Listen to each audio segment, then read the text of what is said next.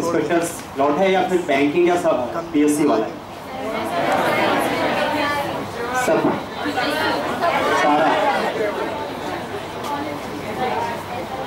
सारा है। काफी सारे पुलिस के भी लोग हैं यहाँ, तो आप लोग सब इंस्पेक्टर कन्वर्ट होना चाहते हैं। और पीएससी साइड कौन जाना चाहता है? ये भी बहुत सारे लोग। ये सब बहुत सारे पॉजिटिव स्पॉट हैं कि आप कांस्टेबल बन जाएं, आप सब इंस्पेक्टर बन जाएं, फिर देन आप पीएससी की तैयारी करें। और वर्तमान का जो दौर है उसमें ये चीज़ भी बहुत ज़रूरी है कि आप इस पार्किंग स्पॉट को कैसे उपयोग करते हैं, लेकिन आपका तैयारी का तरीका कैसा हो, क्योंकि कई सारे लोग मुझे फ़ोन करते हैं, कई बार मिलते हैं कि सर मेरा 2 नंबर से 1 नंबर से कांस्टेबल एग्ज़ाम रुक गया। कुछ लोग बोलते हैं सर सब इंस्पेक्टर मेरा 2 नंबर से रुक गया। कई लोग फिर पीएससी भी देते हैं, कहते हैं कि सर मेरा कट ऑफ से 2 नंबर 1 नंबर कम हो गया। आप जो भी कट ऑफ है उस कट ऑफ के पास बहुत सारा लॉट जाता है, बहुत सारा लॉट, लेकिन ऊपर के जो है कुछ लोग होते हैं जो फिजिकली के लिए क्वालिफाइड होंगे, मेंस के लिए क्वालिफाइड होंगे, उन लोगों के लिए बड़ा थोड़ा सा अंतर होता है। और ये 2 नंबर 1 नंबर 3 नंबर 4 नंबर का जो अंतर कट ऑफ से आप लोगों में आता है, उसका कारण है बेसिक्स क्लियर नहीं होना। बेसिक्स क्लियर नहीं होना, क्योंकि जो तैयारी आप लोग करते हैं वो तैयारी बिल्कुल जो ग्राउंड फ्लोर है उसको छोड़ देते हैं और फर्स्ट फ्लोर सेकंड फ्लोर की तैयारी कर लेते हैं। तो ग्राउंड फ्लोर आपका जब तक क्लियर नहीं होगा आप तब तक इस कट ऑफ से ऊपर जूझते रहेंगे। सब इंस्पेक्टर में भी ऐसा होता है, कांस्टेबल में भी ऐसा होगा, क्योंकि कांस्टेबल का परीक्षा भी आप बहुत, मुझे लगता है कई बार भी हम लोग अगर सब इंस्पेक्टर में पीएससी के एग्जाम दे रहे हैं, हम कांस्टेबल है तो कांस्टेबल एग्जाम नहीं निकाल पाएंगे, क्योंकि उसका लेवल बहुत ज़्यादा वो भी अब टफ हो गया है। और पहली बात तो सिलेबस भी क्लियर नहीं है उसका, जो सिलेबस उन्होंने दिया है लेकिन वो बहुत छोटे छोटे शब्दों में दिया है और बहुत इनलार्ज हो जाता है। तो आपको बुनियाद अपनी क्लियर करनी है कि अगर आप सब इंस्पेक्टर दे रहे हैं तो आपको 100 क्वेश्चन जनरल स्टडी के आते हैं, not GK, general study. Clear हो रही है मेरी बात? और हिंदी 70 क्वेश्चन हिंदी के आते हैं। ये सामान्य हिंदी नहीं होती, ये थोड़ी संस्कृत विशिष्ट हिंदी के पास होती है। समझ रहे हैं मेरी बातें? वो हिंदी नहीं है ये वाली, जो सीबीएसई बोर्ड के जो स्टूडेंट होते हैं उनके लिए सामान्य हिंदी का पेपर होता है। हम लोग माध्यमिक शिक्षा बोर्ड जो भोपाल है उससे परीक्षा पास करते हैं मध्य प्रदेश के सारे स्टूडेंट। तो 11th 12th में आप देखना विशिष्ट हिंदी पढ़ते हैं, हमारी मार्कशीट में हिंदी और पुस्तक में स्पेशल आता है। तो हिंदी का स्तर भी इस तरह का होता है, लेकिन 30 क्वेश्चन जो अंग्रेजी के आते हैं वो हमारे सामान्य अंग्रेजी के होते हैं। तो आप 70 क्वेश्चन हिंदी के, कई बार हमारी बुनियाद बहुत बेकार होती है, क्योंकि हम 6वीं से 12वीं तक जब पढ़ाई करते हैं तो एक लड़कपन में पढ़ाई करते हैं। कई बार पाठ याद कर लिया, पढ़ लिया, चारू चंद्र की चंचल किरणें रख ली और याद आ गया, ठीक है, और उसको हम लोग पेपर में कर जाते हैं। तो आपको सारी बुनियाद क्लियर करनी पड़ेगी, चाहे कांस्टेबल एग्जाम हो, चाहे आपका सब इंस्पेक्टर एग्जाम हो, चाहे पीएससी का एग्जाम हो। बात यह है कि यहाँ लगातार वैकेंसीज आ रही हैं। कांस्टेबल का बहुत बड़ा लॉट है, 14,000 वैकेंसी है, तो बहुत बड़ा लॉट अंदर होगा। सब इंस्पेक्टर भी लगातार 2011 बैच के हमें 2011 के बाद लगातार 4 वैकेंसी आ गई और ये 5वीं भी आ जाएगी। तो इस वैकेंसीज के आने के कारण क्या हो रहा है, कई बार कि वो फर्स्ट जो लोगों ने 2011 में कॉम्पीट किया था वही लोग 12 में भी कॉम्पीट किए थे, वही लोग 13 में भी कॉम्पीट किए थे, लेकिन इस लॉट में जो क्रीम थी वो पूरी पहले निकल जाती है। समझ रहे हैं मेरी बातें? जिसका बेसिक्स क्लियर था, लगातार वैकेंसी आने के कारण फिर इस स्पॉट में नहीं हुआ, अगले स्पॉट में हो जाता है। तो आपको बुनियाद क्लियर करने के लिए मैं कुछ तरीके बताऊं। कई सारे स्टूडेंट ऐसे भी होंगे जो साथ में कॉलेज की तैयारी कर रहे होंगे, कॉलेज की पढ़ाई भी कर रहे होंगे और तैयारी कर रहे होंगे, है ऐसे लोग? ठीक। तो आपको एक बहुत बड़ा, हालांकि बहुत कम नंबर का है, कांस्टेबल में शायद इंटरव्यू खत्म हो जाएंगे, सब इंस्पेक्टर में 10 नंबर का इंटरव्यू है, और लेकिन आपको अपना एक पर्सनालिटी भी आपका होना चाहिए। उसके लिए आपको कुछ तरीके हैं जो आपको, मुझे लगता है, कॉलेज लाइफ के साथ में करना चाहिए। आप अच्छा बोल कैसे पाएंगे, अपने आप को अच्छा एक्सप्लेन कैसे कर पाएंगे, तो उसके लिए बहुत सारी गतिविधियां हैं। आपको एनसीसी में, एनएसएस में और जो भी सेक्शन पर गतिविधियां होती है, रेड क्रॉस हो, इको क्लब हो, ग्रीन क्लब हो, और फिर युवा महोत्सव की गतिविधियां होती है, बहुत सारे स्पीच कंपटीशन, डिबेट कंपटीशन, ऐसे राइटिंग कंपटीशन और बहुत सारी ललित कलाओं से संबंधित गतिविधियां होती हैं जो छात्राओं के लिए भी होती हैं, छात्रों के लिए, सबके लिए होती हैं। आपको इन गतिविधियों में आपको बढ़ चढ़कर हिस्सा लेना चाहिए। अगर जो कॉलेज स्टूडेंट है उनके लिए, जो कॉलेज से बाहर आ गए हैं उनके लिए नहीं मैं कह रहा हूँ, ठीक। और ये हो सकता है कई लोग पीजी स्टूडेंट हैं, तो अभी भी इसको स्टार्ट आप कर सकते हो। तो ये आपको जो छोटी छोटी चीजें हैं आपके बायोडाटा को बड़ा ग्रेनिश करती हैं, क्योंकि कई बार ना हम लोग ऐच्छिक बेरोजगारी का शिकार होते हैं।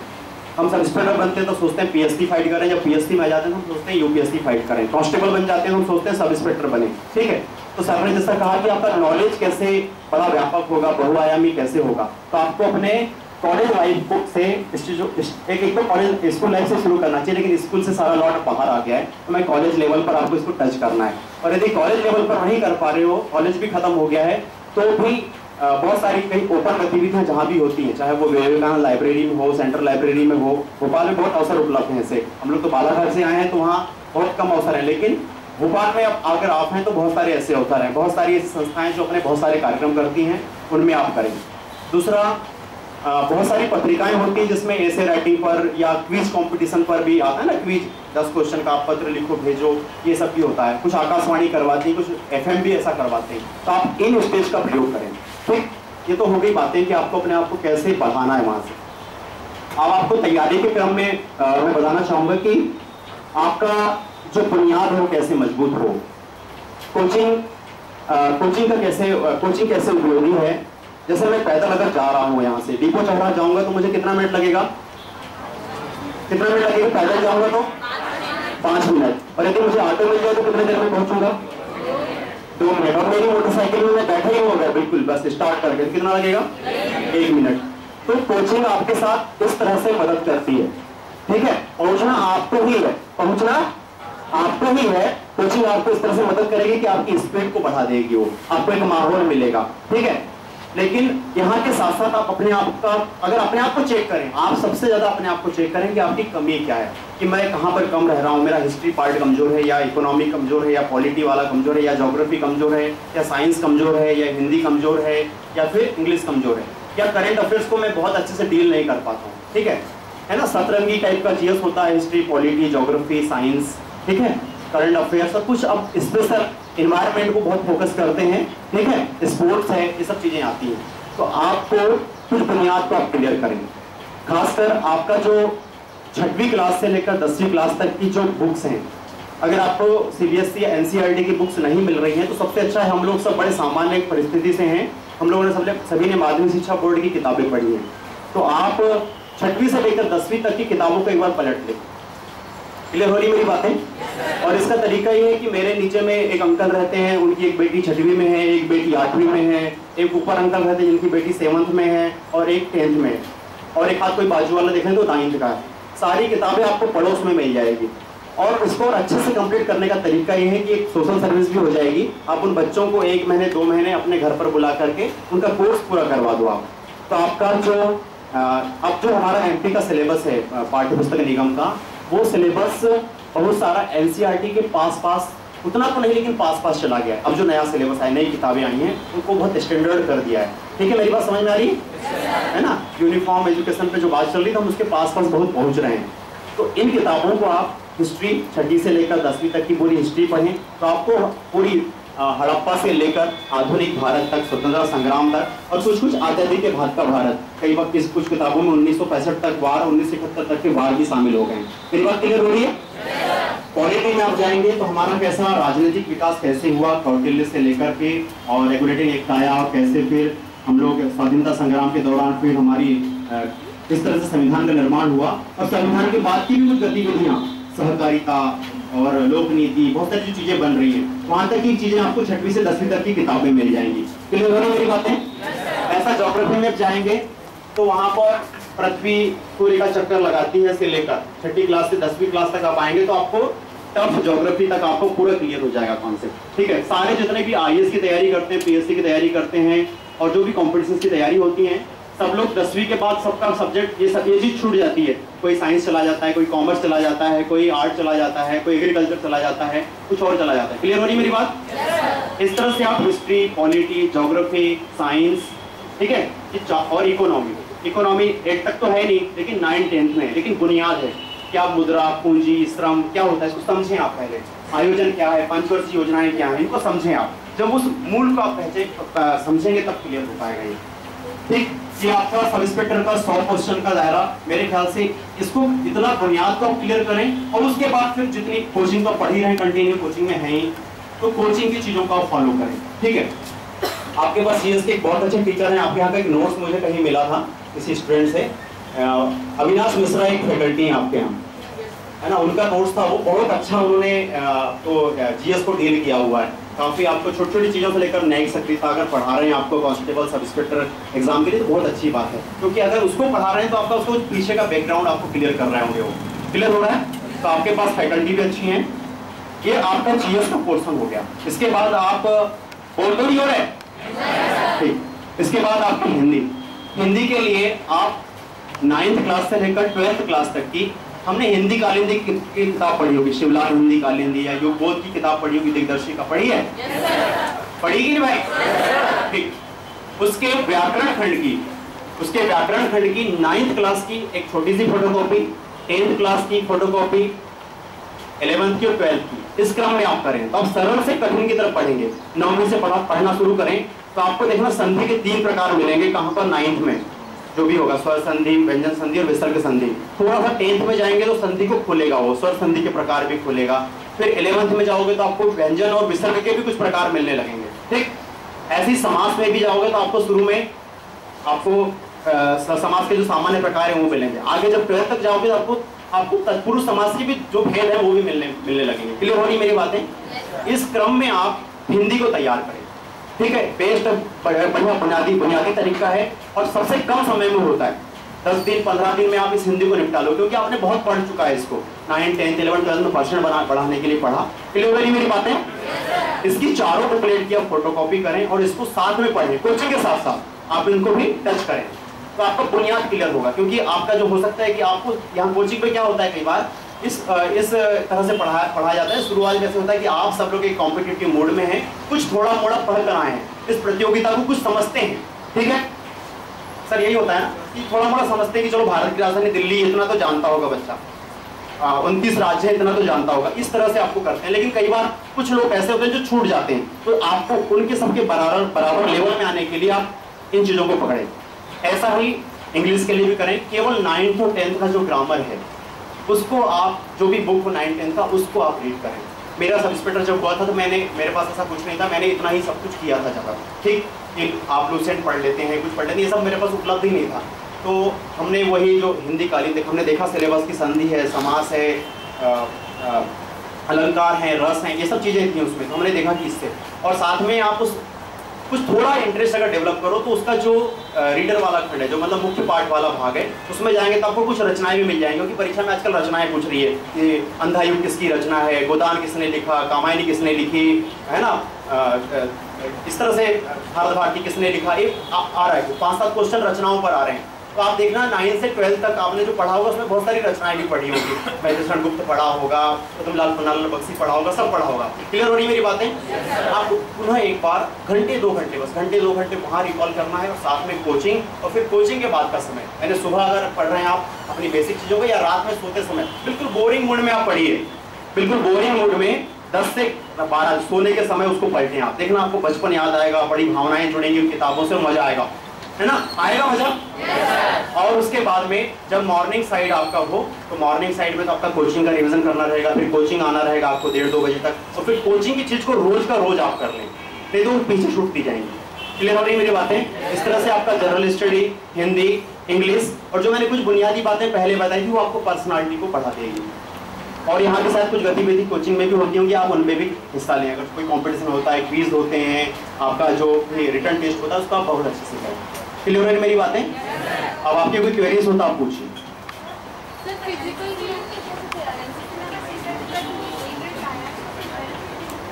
पुलिस की भर्ती में एनसीसी का समय है ना मैडम? हेलो, पुलिस की भर्ती में हम लोग जब थे 2011 में, तो एनसीसी के 5 नंबर मिलते थे, सी सर्टिफिकेट जिसका होता था, लेकिन अब नहीं है। लेकिन एक बात मैं आपको जरूर बता दूं, अभी मैंने पीएससी का इंटरव्यू दिया है 6 जून को, तो पीएससी में भी पहले 5 नंबर मिलते थे, लेकिन अब वो बंद हो गए। लेकिन वो आत्मविश्वास, वो आपकी चाल ढाल, वो आपका बोलने का तरीका एनसीसी आपको सिखा देती है। शायद आप एनसीसी कैडेट हो, इसलिए आप खड़े होकर सबसे पहले क्वेश्चन कर पाए। ठीक, क्लियर?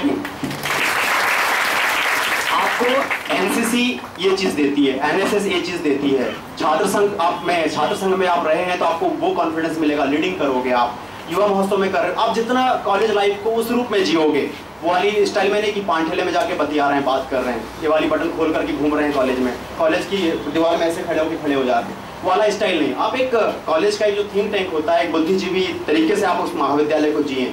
हालांकि वो लाइफ बहुत कम स्टूडेंट जीते हैं, बहुत कुछ स्टूडेंट होते हैं जो कॉलेज लाइफ को उस तरह से जीना चाहते हैं, तो उनको फिर वैसा ही थोड़ा परिणाम भी थोड़ा देर से मिलता है, परेशानी होती है कॉलेज, है ना। तो आपको जो एनसीसी ने दिया वो आत्मविश्वास, तो आप अगर सब इंस्पेक्टर के इंटरव्यू में जा रहे हैं, पीएससी के इंटरव्यू में जा रहे हैं, तो जैसे ही आप इस चीज़ को, वेटेज को आप अपने बायोडाटा में जोड़ते हैं, लगाते हैं, तो आपसे इस पर प्रश्न होंगे, तो आपके 2-4 मिनट जिस पे आपने 3 साल काम किया है, 2 साल काम किया है, तो आपका कॉन्फिडेंस, जोन का क्वेश्चन है उसको आप अच्छा कर पाओगे, आपको एक अलग तरीके से देखा जा रहा है। और एनसीसी एनएसएस क्या करते हैं, प्रवेश पूर्व प्रशिक्षण, लोक प्रशासन में आगे अगर आप पढ़ने मिलेगा तो ये होता है प्रवेश पूर्व प्रशिक्षण, ठीक है। आप पुलिस में आ रहे हो तो आपको परेड करना सिखाया जाएगा, पुलिस में हो तो आपको ऑब्स्टिकल्स, दौड़ना, भागना, पुलिस में आ रहे हो आप तो आपको फायरिंग सब कुछ कराई जाती है, ठीक है। लेकिन अगर मैं बहुत अच्छा फायरर रहा हूँ अपने एनसीसी के समय, बहुत अच्छा ड्रिल करता रहा हूँ, बहुत अच्छा वर्ड ऑफ कमांड रहा है मेरा, ये सब चीज़ें आपको क्या करती हैं, वहाँ सपोर्ट करती हैं। और एक अलग ही आपका अंदाज होता है, आपका केप पहनने का तरीका, ड्रेस पहनने का तरीका, हर चीज़ आपका एक अलग अलग बदल जाता है। क्लियर हो रही मेरी बातें? तो वेटेज नहीं मिलता, लेकिन अप्रत्यक्ष रूप से वो आपको अलग रूप में देखते हैं, ठीक है। क्लियर हो रही मेरी बातें? आपको अलग रूप में देखेंगे। अगर किसी बंदे को 6 नंबर मिल रहे हैं तो आप पक्का 7 नंबर ले आओगे, 1 नंबर का बहुत वेटेज हो जाता है, ठीक। और कोई बात? इंटरव्यू के बारे में, इंटरव्यू देने में, हाँ, बहुत सारे अभ्यर्थी ऐसे होते हैं जो साक्षात्कार को बहुत ही लाइट मोड में लेते हैं।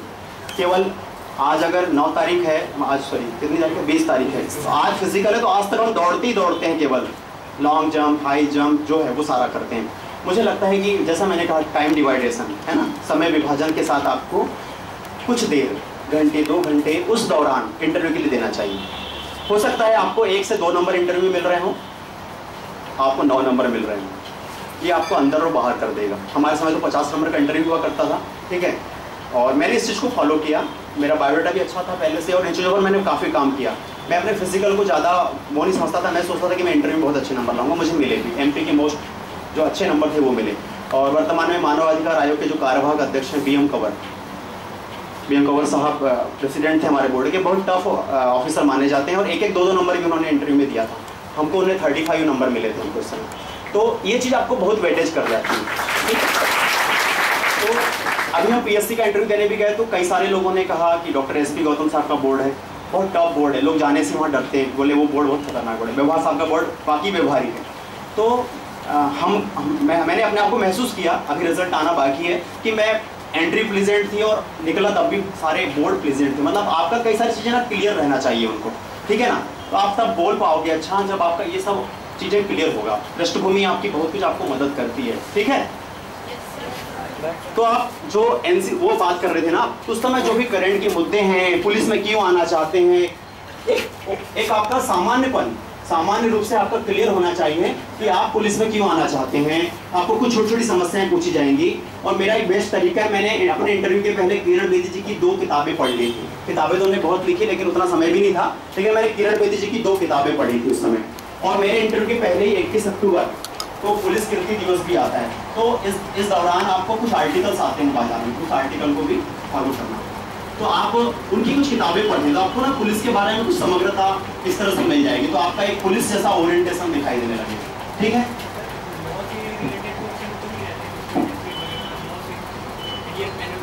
नो, आपसे इतनी अपेक्षा नहीं की जाती कि आप अभी आ रहे हैं, एंट्री कर रहे हैं और आपसे आईपीसी सीआरपीसी पर क्वेश्चन करें, वो लोग नहीं पूछते जनरली, हम लोग भी। एक्सक्यूज मी सर, मेरे 2 क्वेश्चन है सर आपसे। अच्छा, मैं इंटरव्यू के बारे में बताना चाहता हूँ प्लीज, इंटरव्यू के बारे में बताना चाहता हूँ कि एक्चुअली में मतलब आप इंटरव्यू पे आप पैनिक नहीं माने। इंटरव्यू तो एक बहुत पॉजिटिव चीज़ है, मतलब कई सारी चीज़ें आप राइटिंग में अपना परफॉर्मेंस नहीं दे पाते, उससे कई गुना ज़्यादा अच्छा आप इंटरव्यू में दे पाते हैं। अच्छा, और एक चीज़ बेसिक कॉन्सेप्ट मैं आपको बता देना चाहता हूँ कि इंटरव्यू में वो लोग बहुत पॉजिटिव रहते हैं। मतलब ऐसा नहीं है कि आप जैसे ही आप रूम में प्रवेश करेंगे और उसके बाद वो तड़ातड़ क्वेश्चंस करेंगे, क्रॉस क्वेश्चन करेंगे, इस तरह का नहीं है। वो आपको सबसे पहले बहुत अच्छी तरह बातें करेंगे, आपके वो क्वेश्चन पूछेंगे जो आपको आते होंगे, आपके फैमिली बैकग्राउंड के बारे में पूछेंगे, आपकी जो एकेडमिक्स हैं उसके बारे में पूछेंगे। उसके बाद कुछ एक क्वेश्चन, वो क्रॉस क्वेश्चन बहुत रेयर करते हैं, बहुत पॉजिटिव रहता है। और मेरा जो इंटरव्यू रहा था पीएससी, उस समय विनय शंकर पीएससी अध्यक्ष थे, विनय शंकर दुबे जी, उनके समय रहा था, और उनके साथ जस्टिस खन्ना मैडम थी। तो उनके बारे में भी ऐसे ही कहा जाता था कि बहुत ज़्यादा अच्छा, उस समय हमारी इतनी नॉलेज भी नहीं थी, खासतौर पर लॉ के बारे में, और जस्टिस इंटरव्यू ले रहे थे। तो कुल मिला के काफ़ी अच्छा रहा था। तो आपका जो कॉन्फिडेंस लेवल है ये बहुत मायने रखता है। आप पॉजिटिव रहिए, आप ये बिल्कुल पैनिक मत मान के चलिए, क्योंकि जितना आप पढ़े हैं, है ना, जिस चीज़ का आप इंटरव्यू देने जा रहे हैं उतना वो नहीं पढ़े। उनको तो 10 दिन पहले बोर्ड आपको, या किसी भी मतलब एडीजी चयन और भर्ती जो भी आप लोगों के इंटरव्यूज वगैरह लेंगे, वो 10-5 लोगों को वो लोग बुलाते हैं, बहुत ही कम्परेटिवली जो आपने पढ़ा है उसकी नॉलेज उनको कम रहती है। आपका कॉन्फिडेंस लेवल चेक करते हैं, आपका व्यवहार चेक करते हैं, आपकी पॉजिटिविटी चेक करते हैं। तो मैं समझता हूँ कि इंटरव्यू आपकी पर्सनालिटी को रिप्रेजेंट करने का बहुत सशक्त माध्यम है। तो इसको आप एक पॉजिटिव पॉइंट्स मानिए प्लीज। सर मेरे 2 क्वेश्चन है सर आपसे। सर फर्स्ट ये कि आप अपनी स्कूलिंग और ग्रेजुएशन के बारे में बताइए। तो सेकंड ये कि आपने कैसा मतलब टर्निंग पॉइंट का मतलब आपने इस फील्ड में आने के लिए डिसाइड किया, और कितने टाइम की प्रिपरेशन रही आपकी जो आप सर यहाँ पे रही? वर्तमान में जिस फील्ड में एक्चुअल में मेरा फील्ड नहीं है, मैं यहाँ से जल्दी मूव होना चाहता हूँ। बाकी एक मैंने बोला ना, मैंने शुरू में पार्किंग स्पॉट शब्द का प्रयोग किया था, सब इंस्पेक्टर मेरे लिए वैसा रहा है। स्कूलिंग और कॉलेज लाइफ का बहुत ज़्यादा महत्व है। आप वहाँ से ही अपना एक बना लेते हैं कि आपको किस दिशा में जाना है। जैसे कि 9-10 से सोचते हैं कि हमको IIT साइड जाना है, तो मैथ्स लेता है और कोटा चला जाता है, उस तरह से वो अपने आप को तैयार करता है। ऐसे ही मेडिकल वाले भी उस तरह से करते हैं।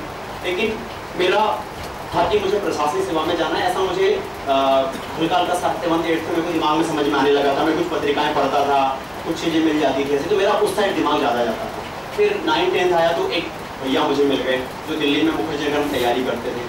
उन्होंने मुझे बताया कि ऐसा ऐसा होता है, ये होता है। तो फिर चीज़ें क्या होती है, वो सीडिंग जो आप करते हो ना अपने लिए, वो सीडिंग धीरे धीरे अंकुर में बदलती है, और फिर धीरे धीरे छोटा सा बौना सा पौधा विकसित होता है, और धीरे धीरे फिर आप इस तरह से बढ़ते हो। तो फिर मैं उसी दिशा में अपने आप को तैयार कर रहा था।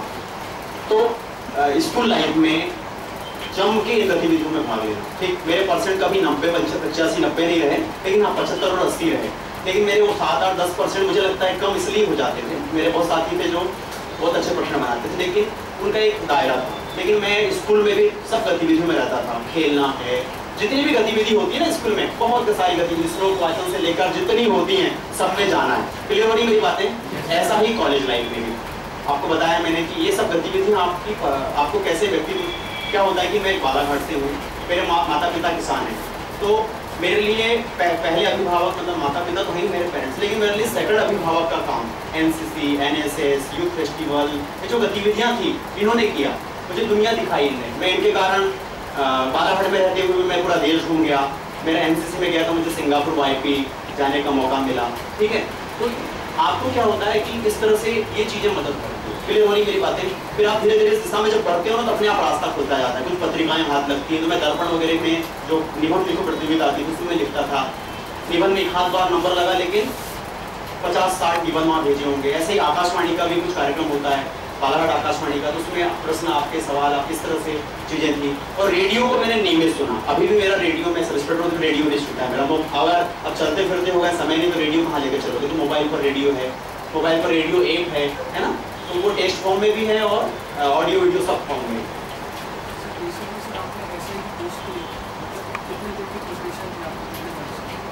SI की तैयारी के समय तो यार मैं दिल्ली में था, तो मैं प्रॉपरली PSC UPSC की तैयारी में लगा हुआ था।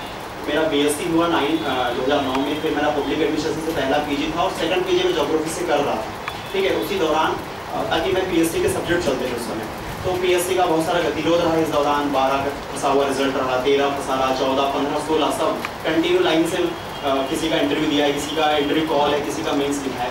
तो इस बीच में सब इंस्पेक्टर एग्जाम आया, 25 सितंबर 2011 को हमारा एग्जाम था।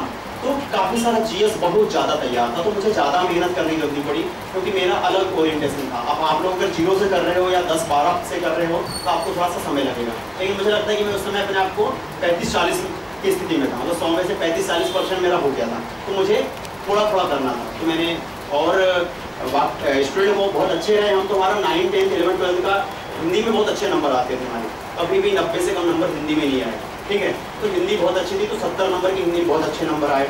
जीएस लगातार क्विज कंपटीशन खेलते थे, ये सब था, जीएस पढ़ते तो जीएस में बहुत अच्छे नंबर, इस प्रकार से संतुलित था फिर, तो मुझे ज़्यादा जोर नहीं लगाना पड़ा। फिर फिजिकल में मेरा एनसीसी पृष्ठभूमि थी और कृषि परिवार से थे, गाँव से थे, तो फिजिकल में भी ज़्यादा एफर्ट नहीं करना पड़ा, तो सारा मेरा बैलेंस था। तो एक बैलेंस बनाओ अपने आप को, मतलब कई लोगों के 70 नंबर 75 नंबर फिजिकल में हो जाते, मेरे मात्र 40 नंबर थे, लेकिन इंटरव्यू में 0 नंबर 1 नंबर मिल जाता है। लेकिन मेरे इंटरव्यू में 35 था, फिजिकल 40 था और रिटर्न 160 थे दोस्तों में, तो सारा बैलेंस मिला करके आप सेलेक्ट हो जाते, ठीक है मेरी बात।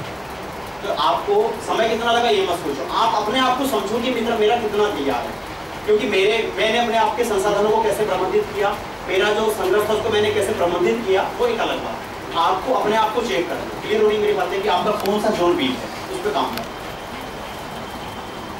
सर इस बार एएसआई की पोस्ट आई है, साइबर सेल की पोस्ट है, बता दीजिए। एएसआई की पोस्ट है और हेड कांस्टेबल की पोस्ट है, कंप्यूटर आने वाला है, कंप्यूटर आने वाला है, जनरल कंप्यूटर आएगा, क्योंकि हम लोगों ने अभी मेरा कल ही कोर्स खत्म हुआ, crime and criminal tracking networking system, ठीक है, और एससीआरबी उसको ऑर्गेनाइज कर रही है, स्टेट क्राइम रिपोर्ट जो है। उसके बाद में मुझे लगता है कि उसमें कंप्यूटर के ऐसे प्रश्न नहीं आएंगे कि आपको कंप्यूटर साइंस से इंजीनियरिंग और कंप्यूटर साइंस से एमसीए वाली जरूरत हो, ठीक है। बड़े ही सामान्य प्रकार के प्रश्न आएंगे जो आप कोई डीसीए या पीजीडीसीए किया हुआ कोई स्टूडेंट हो तो वो समझ सकता हो उन बातों को, ठीक है। चैटिंग क्या है, स्पैम क्या है ना, आपके आउटपुट इनपुट्स क्या कौन से होते हैं, हार्डवेयर सॉफ्टवेयर क्या है, जनरल प्रश्न करेंगे आपसे, ठीक है ना, बिल्कुल जनरल कंप्यूटर के क्वेश्चन आएंगे। ऐसा एक भी प्रश्न नहीं आएगा, एक हाथ आ सकता है 20 में से 1 से 2, ताकि लगे कि हाँ ऐसा भी प्रश्न आता है। क्या होता है कई बार परीक्षा में कुछ क्वेश्चन ऐसे इसलिए डाले जाते हैं ताकि एक उस गहराई में स्टूडेंट तैयारी करें, आगे आने वाले स्टूडेंट कि यार वो 2-3 क्वेश्चन को भी पकड़ना है, क्लियर होनी मेरी बात है। तो बहुत जनरल प्रश्न आएंगे, ऐसा साइबर पे नहीं आएगा कि आपको साइबर एक्सपर्ट समझा जाएगा, ठीक है, क्या बहुत इंजीनियरिंग के क्वेश्चन आएंगे, ऐसा नहीं है, बिल्कुल जनरल कंप्यूटर क्वेश्चन। ये तो कुछ कह नहीं सकते, पहली बार अभी पेपर हुआ नहीं है, पेपर का लेवल क्या होगा, कॉम्पिटिटर कैसे हैं, बाहर से कितना कॉम्पिटिटर फाइट कर रहा है, क्योंकि ओपन कर है लगभग परीक्षा, यूपी बिहार बहुत फाइट करेगा कांस्टेबल में, ठीक है। तो उस हिसाब से लेवल तय होगा इसका कि पेपर कैसा आ रहा है। होता है ना, बोलते हैं पीएससी का पेपर बहुत सरल था या तो कट-ऑफ इस बार ऊपर बढ़ जाएगा, पेपर बहुत थोड़ा कठिन था या तो कट-ऑफ इस बार ऐसा आ जाएगा, है ना, हर जगह फ्लक्स ऐसा होता है। यूपीएससी में कभी 242 कट-ऑफ जाता है, कभी 202 204 भी आता है, तो क्या होता है वो पेपर का कभी कुछ लेवल हो जाता है, ठीक, तो उस पर चिंता न करें। सर मैं साइंस स्टूडेंट हूँ और मैं बीएससी ऑनर्स कर रही हूँ, तो सर मैं आईएएस में जाना चाहती हूँ, तो सर उसके लिए मुझे ग्रेजुएशन के लेवल से क्या प्रिपरेशन करनी चाहिए? मेरा भी बीएससी रहा है जूलॉजी बॉटनी, तो आपके लिए ज़्यादा सरल है मानवीय विषयों को पढ़ना, क्योंकि आपका एक साइंटिफिक टेम्परामेंट विकसित हो चुका है, ठीक है। क्योंकि कहीं ना कहीं थोड़ा अंतर, कोई बीए या बीकॉम के स्टूडेंट हो तो उसको वो ना लें अपनी मतलब कि शक्ति क्षमता के रूप में ना लें। अगर साइंस वाले तो आपका स्ट्रेंथ है कि आपका सेटिंग बहुत अच्छा होता है, सेटिंग हेलो आपकी सेटिंग बहुत अच्छी होती है, तो सेटिंग से आप हर चीज़ को क्लियर कर सकते हो, ठीक है। और खासकर आपका साइंस पढ़ा हुआ है तो ज्योग्राफी को आप बहुत अच्छा डील कर सकते हो, ठीक है। और इस तरह से पॉलिटी है, इकोनॉमी है या हिस्ट्री है, ये पोर्शन पढ़ने में ज़्यादा दिक्कत नहीं जाएगी आपको, आपकी सेटिंग बहुत अच्छी है, आप 7 घंटे 8 घंटे पढ़ सकते हैं, तो फिर चीज़ों को क्लियर कर सकते हैं। और बीएससी